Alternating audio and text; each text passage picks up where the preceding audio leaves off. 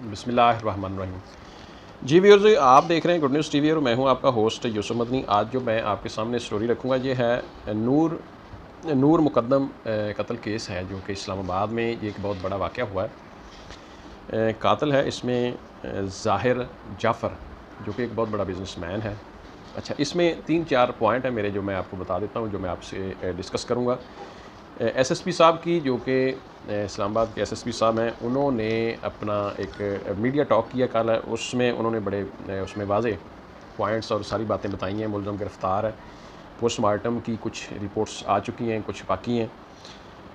उसके बाद शहबाज़ गिल साहब, जो कि मुआवन ख़ुसूसी हैं वज़ीर आज़म साहब के, वो भी वहाँ पे गए, उनके फैमिली से ताज़ियत की। इसके बाद वज़ीर दाखिला साहब पुलिस से राब्ते में हैं। इंसानी हकूक़ की वज़ीर जो हैं शिरीन मज़ारी साहिबा, चूँकि इसमें एक बहुत बड़ा अलमिया कि उसकी गर्दन वगैरह जो काटने का इंतहाई शदीद तरीके से खंजर चाकू के वार और कत्ल करना, फिर सर तन से जुदा करना, इस तरह के मामलात, इसलिए इंसानी हकूक़ भी इसमें मतलब उसकी भी पामाली हुई है। कत्ल तो बहुत बड़ा जुर्म है, लेकिन इंसानी हकूक़ के हवाले से भी काफ़ी इसमें संगीन मामला है। इसी तरह इसमें मैं आपको बताऊंगा कि ऐसे झगड़े जिसके ऊपर इस तरह के बड़े एक संगीन किस्म के वाक़यात होते हैं और बात मर्डर तक आ जाती है, कत्ल तक आ जाती है, क्यों आती है, ये सारी चीज़ें मैं क्विकली आपके सामने रखता हूँ। जो नए आने वाले दोस्त हैं वो लाजमी चैनल को सब्सक्राइब करके आल नोटिफिकेशन का बटन दबा लें। नाज़रीन, ये नूर मुकद्दम मतलब एक साबका सफ़ीर हैं, शौकत तकरीबन नाम है उनका, उनकी बेटी हैं। इनका बताया ये जा रहा है, जो कि ज़ाहिर जाफ़र एक बिज़नेसमैन था, उनसे इनका रिलेशन था। रिलेशन किसी शख्स का भी किसी के साथ हो सकता है, इसमें कोई बुराई नहीं है, कोई कबाहत नहीं है। इनका उनके साथ फैमिली रिलेशन था, ज़ाती रिलेशन था, जो भी था। इनका उनके साथ एक मिलना मिलाना था, या कुछ हल्के ये भी कह रहे हैं कि ये उनके साथ रहाइश पज़ीर थी, उनके साथ रह रही थी। नाज़रीन, ये वाक़या हुआ है तकरीबन परसों परसों या चौथ का वाक़या है। ये खातून नूर मुकद्दम ज़ाहिर जाफ़र के घर ऊपर वाले पोर्शन में मौजूद थी। और मैं थोड़ा सा बता दूं बात करने से पहले कि इसके जो घरेलू मुलाज़मीन हैं ज़ाहिर जाफ़र के, वो भी शामिल तफ्तीश हैं और वो भी गिरफ़्तार हैं। नाज़रीन, ये जो इनका कोई झगड़ा होता है, झगड़ा मैं आपको एंड पे बताऊंगा कि क्यों होता है या क्यों हुआ है। इनका झगड़ा जो होता है उसकी वजह से आगे ये मामला पड़ता है। वो झगड़े का शोर, मुलाजिम जो है शामिल तफ्तीश, उसने कहा जी वो झगड़े का शोर हमें सुना है, आवाज़ें हमें आई हैं, लेकिन हम ऊपर नहीं जा सकते थे, हम मुलाजिम थे। उस पर भी अपना जो एसएसपी साहब हैं पुलिस की तरफ से, उन्होंने बात की है कि अगर तो झगड़ा जो हुआ है ऊपर, उसका जो शोर सुना मुलाजिम ने, किसी भी शख्स ने नीचे सुना है, अगर तो उस शख्स को ये बिलीव हो कि जो ऊपर झगड़ा हो रहा है, खुदा न खास्ता इस झगड़े की वजह से, इस शोर की वजह से कोई कत्ल ना हो जाए, तो फिर उसको लाजमी इन्वॉल्व होना चाहिए, उसको छुड़वाना चाहिए, और उस बंदे को हम शामिल समझते हैं कत्ल में। लेकिन अगर ऐसा अंदेशा ना हो तो फिर वो बंदा इसमें केस में शामिल नहीं हो सकता, यानी कर किया जा सकता, क्योंकि उसका जो ज़िम्मेदारी है वो इस पर नहीं बनती। नाज़रीन, दूसरी मेन बड़ी बात मैं आपको बता दूं कि इस बच्ची को, इस लड़की को, ख़ातून का जो मर्डर हुआ है, इसका मर्डर हुआ है जनाब, इसको रस्सियों से बांधा गया है और फिर इसके ऊपर चाकू या खंजर के साथ लातादाद वार किए गए। पूरा जिस्म जो है वो निशानात से कहते हैं भरा पड़ा है। जो इब्तदाई रिपोर्ट आई है, कुछ हिस्सा रिपोर्ट का आया है पोस्टमार्टम का, उसमें भी ये बताया गया है। जो जिसने आइनी शाहिदीन या जिसने देखा ख़वातीन में से किसी ने, उसने भी बताया कि मकतूला के जिस्म के ऊपर इंतहाई ज़्यादा खंजर या चाकू के निशानात थे। फिर उसका जो सर है, जो उसकी गर्दन है, ये एक माइंडसेट देखें मुलज़म का कि उसने उसको सर तन से जुदा किया।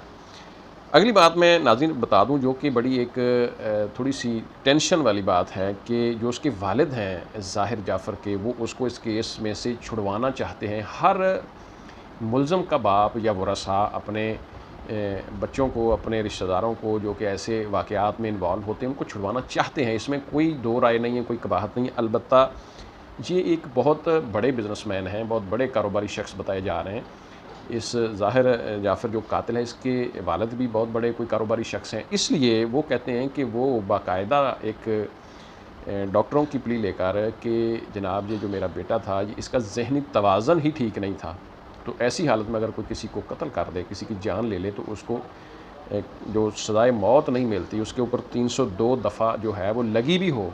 हालांकि इस केस का जो मुकदमा दर्ज है वो 302 दफ़ा के तहत है, लेकिन अगर ये ज़ाहिर हो जाए, ये सॉरी साबित कर दिया जाए अदालत में कि जो मुल्ज़म है ज़ाहिर जाफ़र, जिसका ज़हनी तवाज़न ठीक नहीं है, तो फिर अदालत इसको सज़ाए मौत नहीं करेगी, उम्र कैद नहीं करेगी, यानी कि इसको 302 इसके ऊपर अप्लाई नहीं होगी, तो फिर इसकी जो दफ़ा है वो चेंज हो जाएगी। ठीक है।